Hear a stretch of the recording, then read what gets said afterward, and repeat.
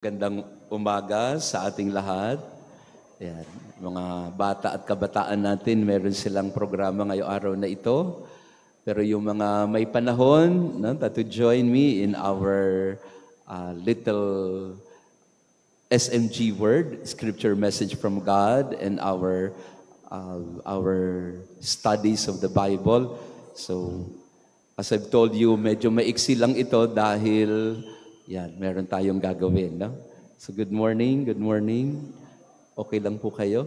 To our online parishioners, if you are free to have a moment of SMG Word, our reflection or online Bible encounter. As I've told you, this morning is quite special because I will focus on Saint Padre Pio. Lalo na yung dinadasal natin araw-araw na stay with me. Now, stay with me. I'll try to unpack it and then give a scriptural reference to the different elements or articles of the prayer of San Padre Pio.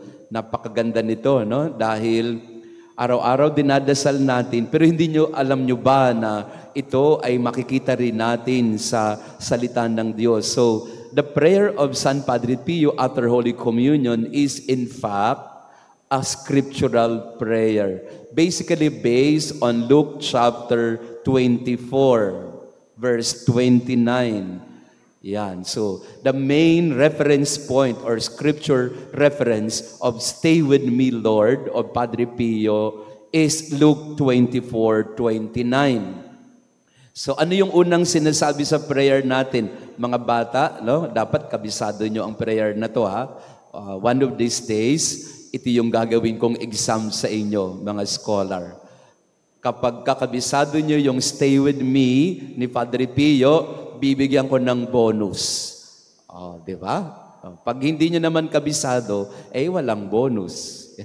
So, ayan ha. So, kabisaduhin natin. So, sabi ni Padre Pio, stay with me, Lord, for it is necessary to have you present so that I do not forget you.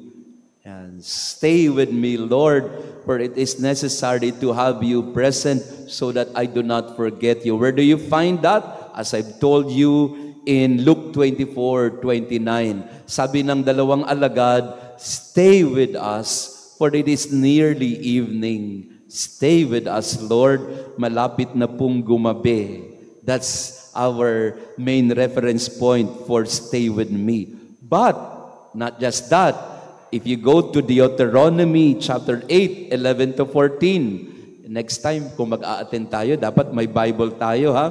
So I will read from Deuteronomy chapter 8, verse 11 to 14. Kasi nandun na yung stay with me ni Padre Pio sa Deuteronomy pa lang, chapter 8. Sabi ng Deuteronomy chapter 8, take heed lest you forget the Lord your God by not keeping His commandments and His ordinances and His statutes, which I command you this day.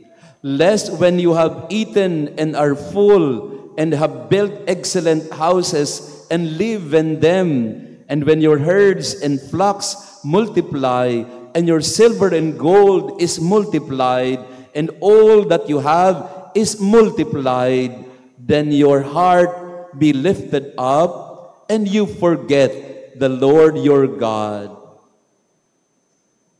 Sabi ng Deuteronomy chapter 8, pag yumaman na kayo, pag dumami ng pera nyo, dumami na sasakyan nyo at bahay nyo, madalas nakakalimutan na natin ang Panginoon. Kaya ang sabi ni Padre Pio, stay with me so that I do not forget you. Ayan. Sino rito ang nakalimutan ng mga kaibigan mo yung birthday mo? Di ba masakit? No? Masakit na nakalimutan yung birthday mo. Sabi ni Padre Pio, stay with me so that I do not forget you. The human heart forgets easily. So we need to stay with the Lord. Padre Pio acknowledges the fragility of human memory. madalas makalimot ang tao. Tama? Halimbawa, ngayon, may formation tayo, mga bata. Sino ang wala dito? Tatanungin mo mamaya, ba't wala ka sa formation? Ang sagot, nakalimutan ko po, Father. Ayan. So, pakitingnan nga ang mga makakalimutin. Makakalimutin ba kayo? Ayan. So, the first article in the prayer is, so I will not forget you, Lord. Amen? Sabi mo sa katabi mo, I will not forget you. I will not forget you. Lord, I will not forget you. Number 2, yan, mamadaliin ko na ito para hindi masyado matagal kasi gutom na rin ako. Sabi ni Padre Pio in the prayer, you know how easily I abandon you. You know how easily I abandon you. Sabi ng Psalm 106, ito naman po ang scriptural reference, Psalm 106 verse 13, they soon forgot His works, they did not wait for His counsel. Nakalimutan at iniwanan. You find that also in Matthew 25 or Matthew 26 verse 56. Ito yung talagang nakakalungkot. Matthew 26:56. Pagkatapos ng huling hapunan, anong ginawa ng mga alagad? Nang hinuli na si Jesus sa hardin ng Gethsemane, anong ginawa ng mga alagad? They all fled. They all abandoned Jesus. So ang prayer ni Padre Pio, sabi niya, you know how easily we abandon you. Kung paanong inabandon ka sa Garden of Gethsemane ng mga kaibigan mo, iniwanan kang mag-isa, nahulihin ng mga Romano. Si Pedro nagsikap na tagpasin ang tenga ng isang sundalo, pero wala din, pakitang tao lang pala. Kasi kunyari matapang, pero nung hinuhuli na, kumaripas ng takbo, iniwanan sino? Si Jesus mag-isa. O kung nasa current events kayo, mga bata, ang current events nga, alam nyo ba, na naglalaglagan na sila sa Senado ngayon. Yung mga engineer, naglalaglagan na sila. Sabi ng mga assistant, yung head namin, siya. Sabi naman ng head, wala akong alam dyan, kayo yan. No? Pare-pareho kayo. No? Na nasa picture, nakaharap ang maraming pera, naglalaglagan na lang kayo, sinungaling. Yan. Mga sinungaling. Yan. Do not abandon me, sabi ni Lord. Sabi ni Padre Pio, you know, Lord, that we abandon you. Yan. Pakisabi sa katabi natin, mga bata, do not abandon me. Sa Tagalog, mas maganda. Sabihin mo nga sa katabi mo, huwag mo kong iwan. Yan. O kaya mas maganda, walang iwanan. Kaya sabihin natin doon sa mga engineer, walang iwanan, walang laglagan, sama-sama sa kulungan. Yan.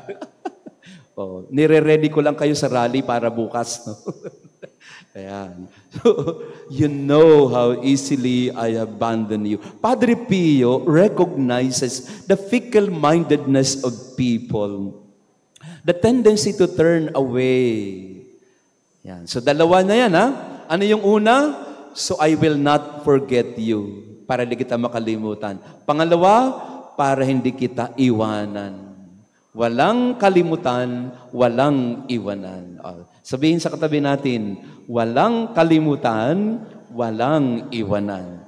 Kanino galing yan? Kay Padre Pio, na nasa Bible din. Number 3, sabi ni Padre Pio, kaya ang ganda ng prayer ni Padre Pio, mga bata. Again, ulitin ko ang challenge ko sa inyo.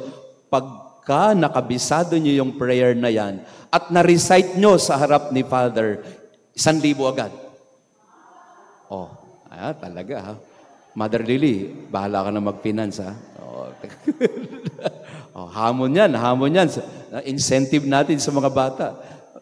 Mukhang sasali si Lord. Sasali ka ba? Kabisaduhin mo na rin. Kailangan walang kopya. Walang kopya. Kabisaduhan talaga. Yan. Ang haba ng prayer na yan kaya. Alam nyo, minimemorize ko talaga siya. Hindi ko ma-memorize kasi yung memory ko ano na eh, pang senior citizen. Hindi ko makabisado. Ahaba. So, third, sabi ni Padre Pio, stay with me, Lord, because I am weak and I need your strength so that I may not fall so often. Stay with me because I am weak and I need your strength that I may not fall so often. Saan galing sa Bible yan? Matthew 26:41. Anong sabi ng Matthew 26:41? The spirit is indeed willing, but the flesh is weak.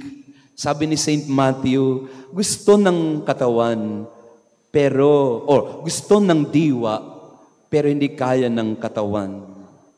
The spirit is willing, but the flesh is weak. Matthew 26:41. Sabi ni Padre Pio, human weakness is really present and operative in our life. So we need to ask the Lord to be our strength. Sabi sa 2 Corinthians 12:9, another scriptural basis of Padre Pio's prayer. In the second letter of St. Paul to the Corinthians, chapter 12, verse 9, sabi ni St. Paul, my grace is sufficient for you, for my power is made perfect in weakness. My grace is sufficient for you, for my power is made perfect in weakness. Sabi ni San Pablo, ang grasya ng Diyos ay sapat na sa gitna ng kahinaan ng tao. Lord, I am weak. I need your strength that I may not fall so often. Sabi ni Padre Pio. O, pakitanong ang katabi natin, marupok ka ba?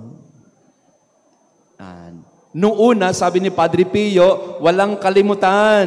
Pangalawa, ang sabi niya, walang iwanan. At pangatlo, ang sabi niya, walang karupukan. Yan. O, pakitanong katabi natin, marupok ka ba? Marupok? Yan. Sabi ni Padre Pio, stay with the Lord because the Lord is your strength. Amen? Number 4. Oy, mga bata, hindi kayo nagno-notes ha? Mamaya mag-i-exam ako. Yan. Pagka hindi kayo nakasagot, yan, walang allowance. Hindi naman, biro lang. Number 4, sabi ni Padre Pio, stay with me, Lord, for you are my life, and without you, I am without fervor. Stay with me, Lord, for you are my life. Saan mo matatagpuan yan? John chapter 14, verse 6.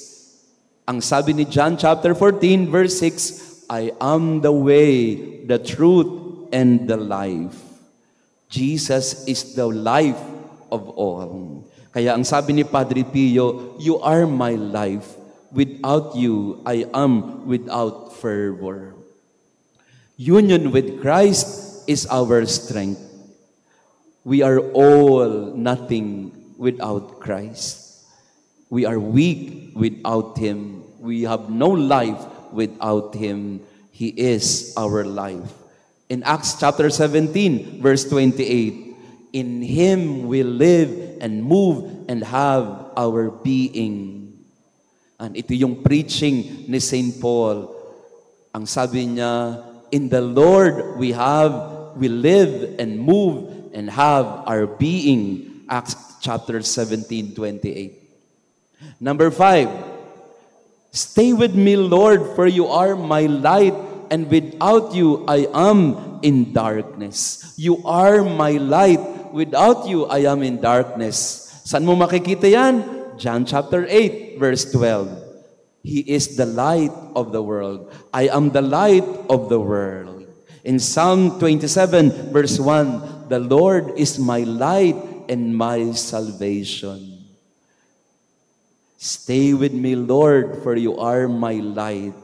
You are the light and a lamp unto my feet and in my path. Liwanag ka ng aking buhay. Amen? Christ is the light, and darkness can be overcome if we have the light of Jesus in our life. Yan. Tanong dito, tanungin mo nga ang katabi mo, may kuryente ba kayo ngayon? O brown out? Ang hirap, di ba? Pag brown out, walang kuryente, ang dilim. Kaya tuloy nagkakandila tayo.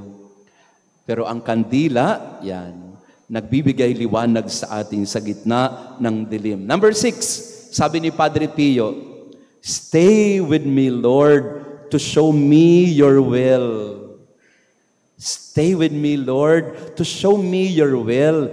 Pakita mo sa akin ang iyong kalooban. Saan natin makikita yan? Psalm 143, verse 10. Sabi ng Psalm 143, teach me to do your will, for you are my God. And Luke chapter 22, verse 42, not my will, but your will be done. So sabi ni Padre Pio, show me your will. Kaya maganda nga yung dasal na ito, mga kapatid, no, mga online parishioners natin lalo. Ano ito mahaba yung prayer, pero sa totoo lang, pwede ng isang buwan na prayer yan Kasi bawat linya, ang dami na niyan na sinasabi sa atin. Stay with me, Lord, to show me your will. Sinasabi ni Padre Pio, Lord, show me your plan. Show me your will, ang kalooban mo para magawa ko. Kasi kung kalooban ko lang ang masusunod, magkakamali at magkakamali ako. Pero pag kalooban mo, sigurado ako, kahit mahirap, mapagtatagumpayan ko. Padre Pio wants us to align our will to the divine will. Show me your will. Number 7. Ayan, nakakapito na ako Ayan, pag wala kayong alam mamaya, pag tinanong ko kayo walang breakfast. Number 7, sabi ni Padre Pio, stay with me, Lord, so that I hear your voice and follow you. Ayan na, iba naman.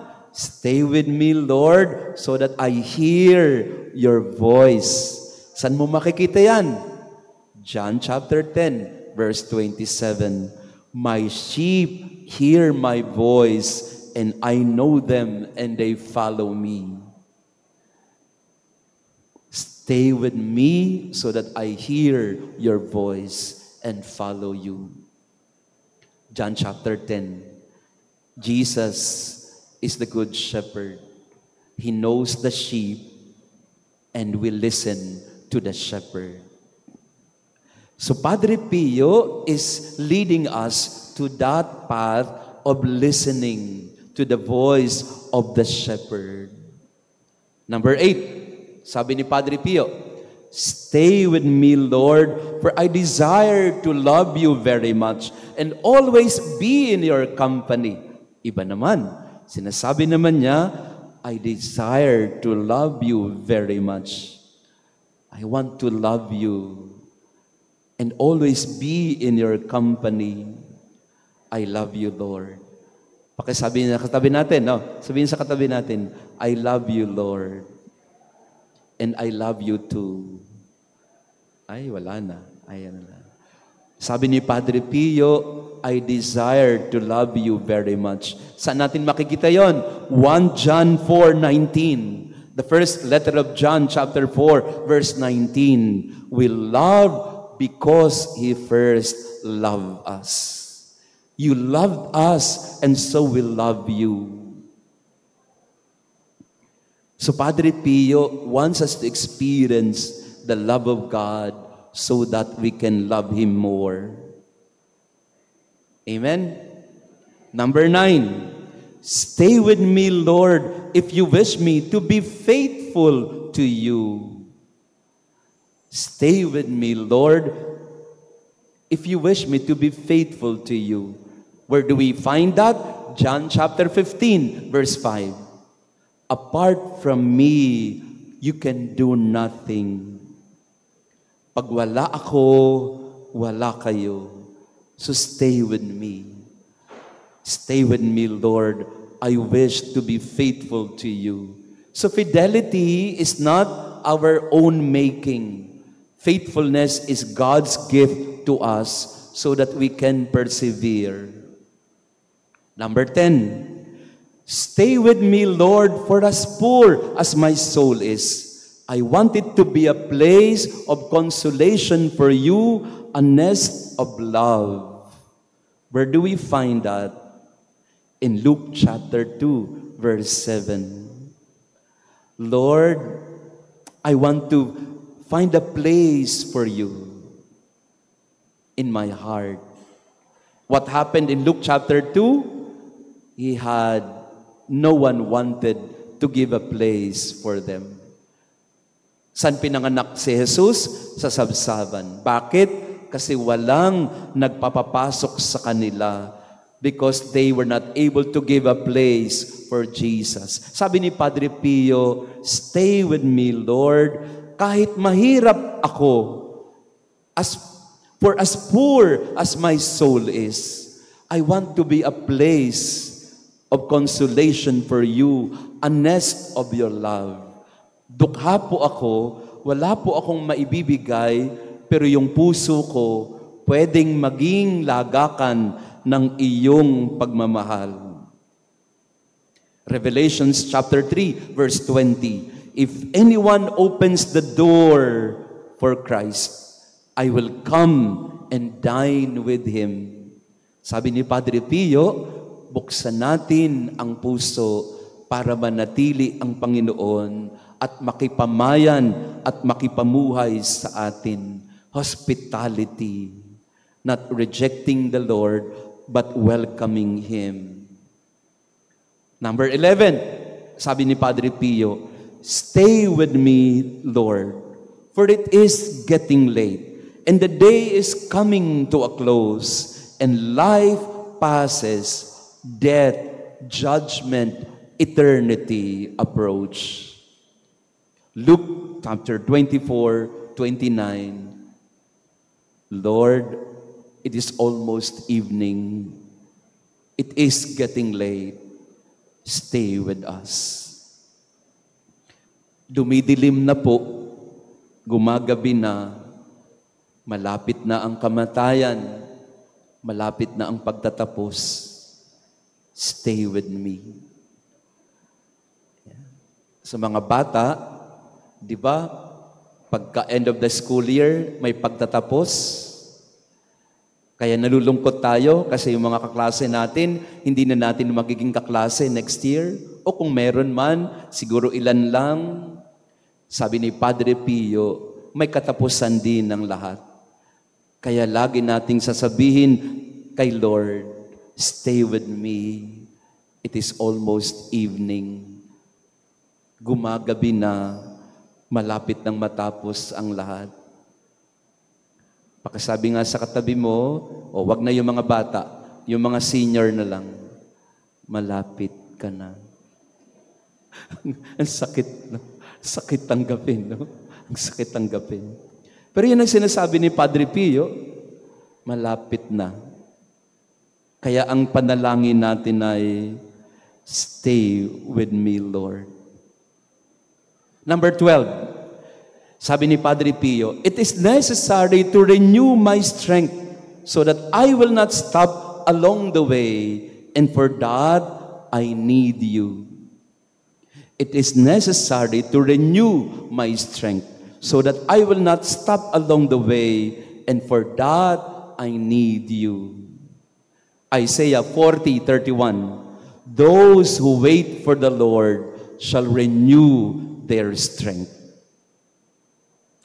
Those who wait for the Lord shall renew their strength. So ang sabi ni Padre Pio, it is necessary to renew my strength so that I will not stop. So I need you, Lord. Sabi ni Isaiah 40:31, those who wait for the Lord shall regain their strength.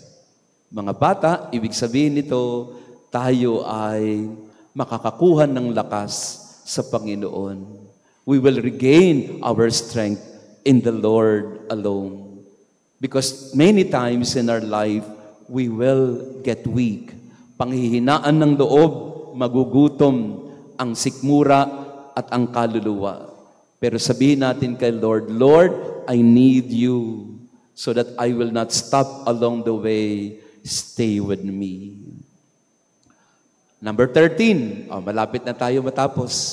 Sabi ni Padre Pio, Lord, it is getting late and death approaches. I fear the darkness, the temptations, the dryness, the cross, the sorrows. Lord, malapit na ang kamatayan, ang kadiliman, ang mga tukso, ang mga disyerto, mga krus at luha at pighati. Psalm 23 verse 4. Though I walk in the valley of the shadow of death, I fear no evil, for you are with me.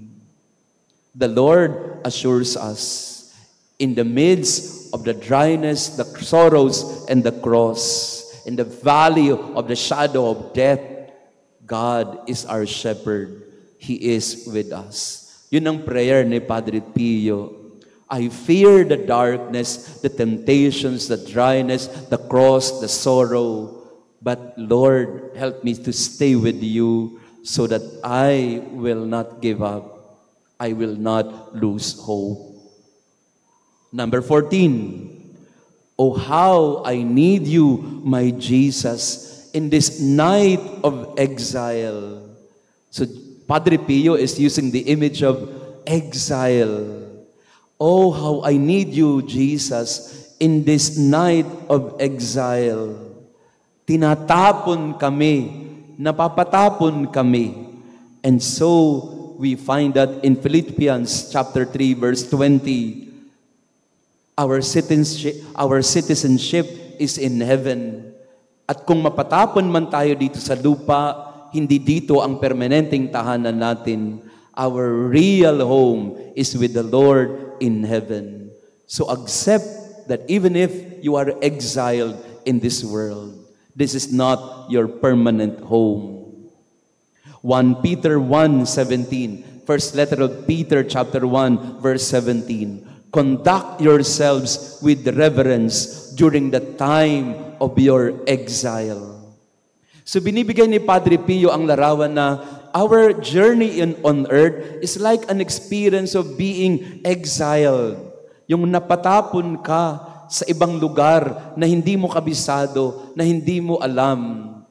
Pero even in your exile, God is with you. I need you, Jesus, in the moment of exile.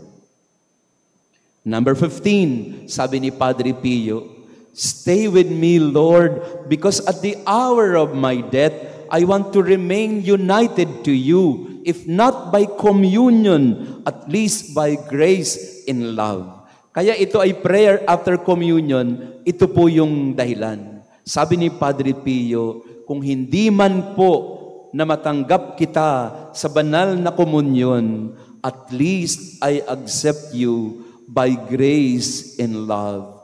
John chapter 6 verse 54, whoever eats my flesh and drinks my blood has eternal life, and I will raise him up on the last day. So Padre Pio is telling all of us in his prayer, the Eucharist. If we receive the Lord both in communion and our spiritual communion, desiring the Lord, He will raise us up on the last day.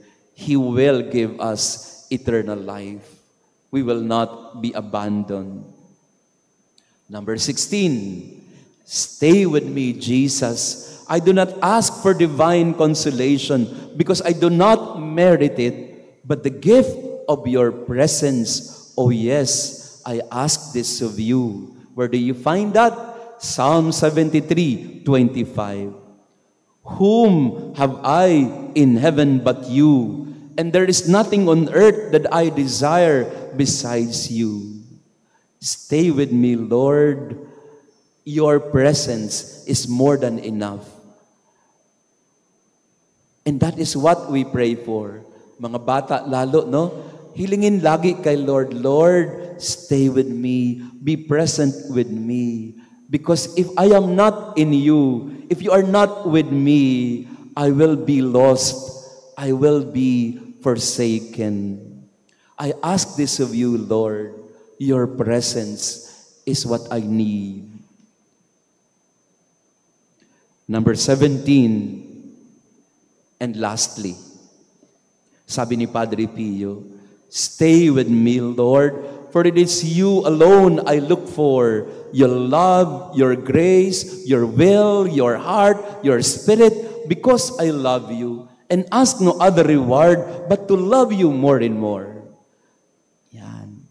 Ulitin natin to ha, para sa huling natin. Last part na ito. Mga bata, sabay-sabay tayo. Stay with me, Lord. Hindi, kayo. Stay with me, Lord. For it is you alone I look for. Your love, your grace, your will, your heart, your spirit, because I love you and ask no other reward but to love you more and more. 1 Corinthians 13:13, the greatest of these is love. John 17:26, that the love with which you love me may be in them. The love of God stay with us. It is the love of God that we look for that will be more than enough. Your love, Lord, is more than enough for me. Amen? Yan ang prayer ni Padre Pio. In summary, ang prayer ni Padre Pio ay simple lang. Ang sinasabi niya, stay with me, Lord, because without you, I will be lost. Stay with me, Lord, because without you, I will be weak. Stay with me, Lord, because without you, my life will be hopeless. In the Lord, there is hope. In the Lord, there is love. In the Lord, there is strength. Amen? Ayan. So mga bata, lalo na ngayon, no? Kabisaduhin yung prayer ni Padre Pio at ano ang promise ni Father. Ay, nakalimutan ko na. Madali ako makalimot eh. Ayan. So, napakaganda ng prayer na ito na binibigay sa atin ni Padre Pio. Try to memorize it. And not just memorize it, but understand it. Intindihin para mas lalong malalim ang ating pag-unawa sa panalangin ni San Padre Pio. Lalo tigit, dadasalin natin ito every after Holy Communion. Amen? Amen. So yun lang at maraming salamat sa inyong lahat dahil dumating na sila, tapos na ako. Ayan. Tama-tama din ang dating ninyo, ano? So welcome and thank you. Yan. Palakpakan natin ang Panginoon. Ngayong Tuesday, feast day ni Padre Pio, sabay-sabay tayo na magdiwang at magpasalamat. God bless you all.